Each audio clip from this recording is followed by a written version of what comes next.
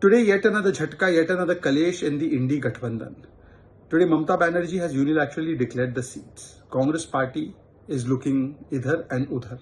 Wherever Rahul Gandhi's kadam takes place, there the Indi alliance is breaking its dam. And this we have seen time and again. The Congress party tried to keep a strategic silence on Sandesh Khali, Priyanka Vadra, Rahul Gandhi. They said nothing about Shahjahan. Khadge ji defended it, but all in vain, because Mamata Didi, who first had said to Congress that take 2 seats or else you can carry on, you will not get even 40 seats across the country, has unilaterally declared all the candidates. This is the state of their alliance. Only confusion, contradiction, commission, corruption and ambition. No mission and vision. In Kerala, they declare the candidate for Wayanad. They tell Rahul Gandhi, leave Wayanad. In Maharashtra, Sanjay Raut says that Congress is zero party. In Punjab, Bhagwant Mann says ek thi Congress, despite having alliance in Delhi. And then we see in Bengal, the alliance is over. In Bihar, in Uttar Pradesh also, alliance partners have left them. So, jahan jahan pade Rahul ke kadam, Indi Gathbandhan ne toda dam.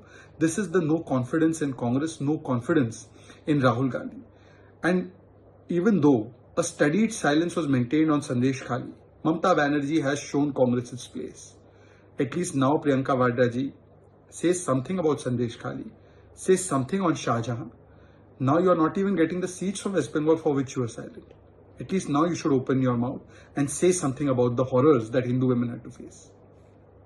इंडी गठबंधन में एक और कलेश, एक और नया झटका, एक और नया झगड़ा. अब जहां जहां पड़े राहुल के कदम, वहां वहां इंडी गठबंधन तोड़े दम. इसका एक और नमूना बंगाल से दिखाई दे रहा है.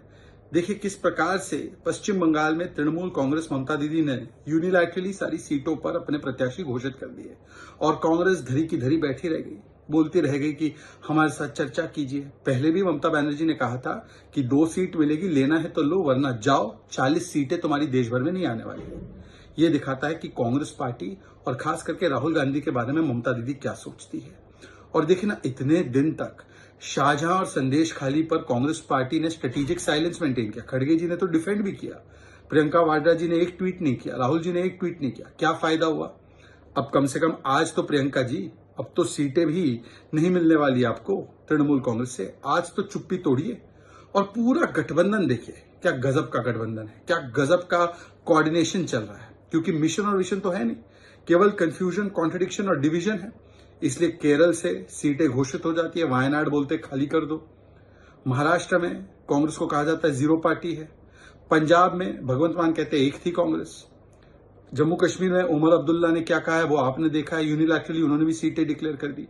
और अब बंगाल में भी यूनिलैटरल डिसीजन ले लिया गया है. और पहले तो ममता दीदी ने कहा था कांग्रेस की 2 सीटें लेनी है तो लो, वरना आपको तो 40 सीटें भी देश भर में नहीं आने वाली. यही है इनका गठबंधन. नो मिशन, नो विजन, केवल confusion, contradiction, politics of obsession with Modi. Modi ji को गाली दो और डिवीजन वाले कार्ड खेलो. अब तो संदेश खाली पर प्रियंका वाड्रा जी बोल ही दीजिए, क्योंकि अब तो आपने जिस मकसद से चुप्पी साध रखी थी वो भी पूरा नहीं हुआ, सीटें भी नहीं मिली.